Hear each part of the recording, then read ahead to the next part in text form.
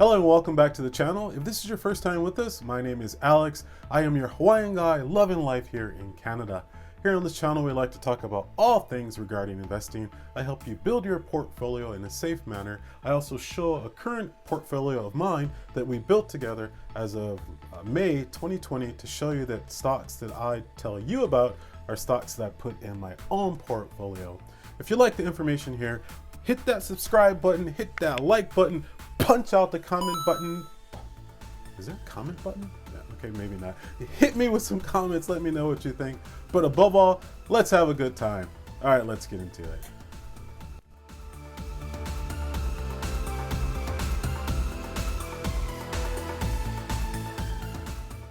All right, today we're going to talk about the topic, why is Japan a bad investment for the future?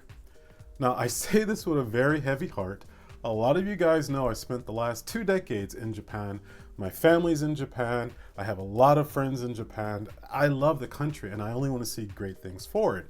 But we got to look at the facts. First, let's look at the population. As of 2020, the Japanese Times estimate that there's about 127 million people in Japan. The Japanese Times state by the year 2050, there will be approximately about 80 million people in Japan. You heard me right. They're going to lose about 57 to 58 million people in the next 20 to 30 years. They're losing almost a good chunk of almost half of their population in the next 20 to 30 years.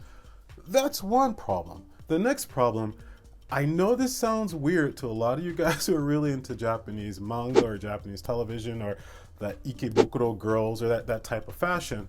But the average person between the ages of 18 and 30, about 50% of them are not engaged in any sexual activity with the opposite sex, nor have any desire to get married in the near future. That's right.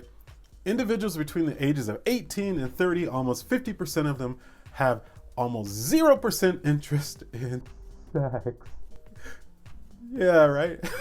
I don't know, man, it's bugging. I don't know about you, but when I was 18, that's all I could think about. So what's going on? What's going on in their culture where these young adults, A, don't want to have sex with the opposite sex or even the same sex, or B, they don't want to get married at all.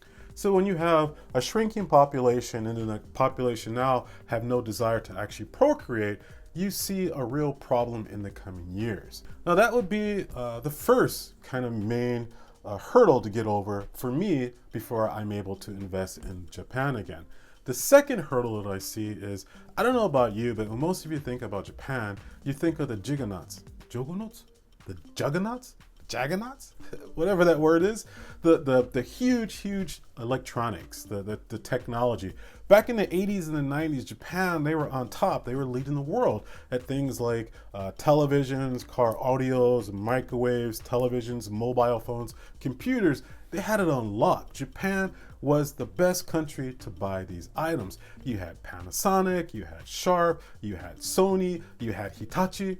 I don't know about where you guys are from, but whenever I wanted to buy something and I wanted to kind of show off to my friends, if it had a Japanese name, it meant quality. Now, you saw a very steep decline in the late 80s of a lot of the Japanese products, and the reason was that the Japanese, either the bucho or the shacho, which you would call like the CEO or maybe the vice president of the company, it was more of a top-down type of mindset as far as running business. They didn't really listen to the public. They didn't really listen to the employees saying, hey, the current market is going this way, the current market is going this way. Maybe we should kind of pivot that direction to actually keep up with current events.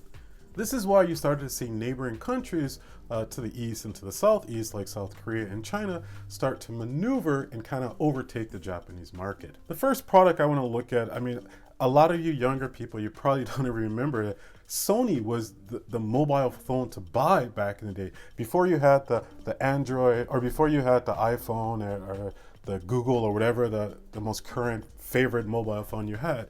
Sony back in the day, Sony Ericsson was the company to have. And I wouldn't say about 15 years ago, if you had a sidekick, a Sony sidekick, this bugger right here, oh man, you were knocking away. This was the coolest phone to have. You had your little typewriter that you could actually like type things out. and you had the screen on the top. This was amazing technology. Sony had the mobile phone industry on lock in the 90s, mid 90s to the late 90s. But again, they didn't listen to the consumers, and they didn't want to pivot to the direction of what consumers started to want. They had a mindset that they had a superior product to every other company out there, and no matter what was going on in the market, they were going to steadfast and go only this one direction. Another product that I don't know, maybe a lot of you younger people don't really remember or recognize was the Sony Vaio. Oh, this gem right here. This was the computer to have back in the day. I would say maybe early to mid 90s. The Sony Vaio was, oh, mwah. This computer was amazing. The power, the battery life, the weight, I want to say it was maybe less than 2 kilograms. This was an amazing, powerful computer to have back in the mid 90s to late 90s. Now, the problem that Sony has is basically their technology has not changed much in the last 20 years. So when you ask most individuals what type of computers they use right now, I mean, a lot of people do use PCs, but me personally, I prefer Mac. I mean, I do have a PC I do a lot of my gaming on, but I do not, I repeat, I do not own a Sony Vaio anymore because the technology hasn't changed much in the last 20 years. On top of the same technology, just going year after year after year, the price is super steep. And the Sony that we're looking at right here, the color is mad cool, but this is running about $3,000. This computer and this computer hasn't changed much in the last 15 years, but the price is about the same. Actually, the newer one here, this one is a little bit heavier. The battery's still about the same. All the technology in this computer, it's about the same as it was 15 years ago. So why is the price $3,000 for this? So one of the problems Japan typically has is that egocentric type of mindset where we're doing it the right way. Other countries, whatever they're doing, we don't care. We're only going to do it like this. So you have that narrow-minded kind of mindset that you're only going to do it like this, and you don't care what they're doing. You don't care what they're doing. You don't care about what the consumers want. You don't care about what anyone else says to you. You're only going to do it the way you want to do it. It's a recipe for disaster. Often I would hear a lot of the older generation in Japan say, これから日本の将来ちょっと心配してるね。これから若い者などうする？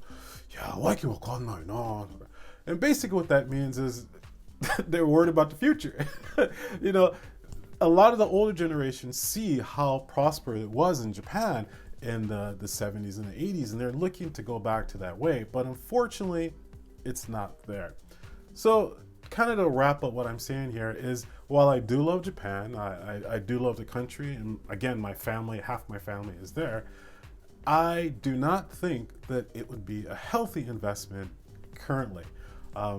Just as a side note, even like if you think, well, okay, how about automobiles in Japan? I don't know if you guys seen one of my videos previously, but we talked about the Toyota hydrogen fuel cell vehicle. Again, this vehicle right here, I mean, it's game changer maybe 50 years ago, but it's a great vehicle. It actually cleans the air as it drives. But I don't think we should compare this hydrogen fuel cell vehicle to EV vehicles. Perhaps comparing this fuel cell vehicle to maybe petrol or gasoline vehicles might be a better comparison, because I don't think they're really going to catch the EV market. Again, like I said in previous videos, when I first heard about hydrogen vehicles, I was thinking about a bomb. And I know that's not what hydrogen vehicles are about, hydrogen fuel cell vehicles are about, but that was just the first thought that came to mind. How are you going to transport the hydrogen? How are you going to store the hydrogen? You got to build the infrastructures for this hydrogen to be to people to purchase it. This is, why would they do this? I mean, you clearly see that the market is going towards the EV direction, but you're going to go that direction. Again, this is a Japanese top-down kind of management system where they're not listening to the public. They have that egocentric type of mindset where we're only going to do it this way and we don't care about what's going on outside. I don't think it's very prosperous for a financial future. So to sum it up, while I do love investing in international companies, like a lot of you know, I do have shares in some Chinese companies. I do not invest in any Japanese companies in the near future unless something drastically change. If you like this video, like always, hit the subscribe button, hit the comment button. If you don't like what I'm saying, maybe you agree, maybe you don't agree, let me know. Let me know how you feel in the comments. Until the next video, aloha.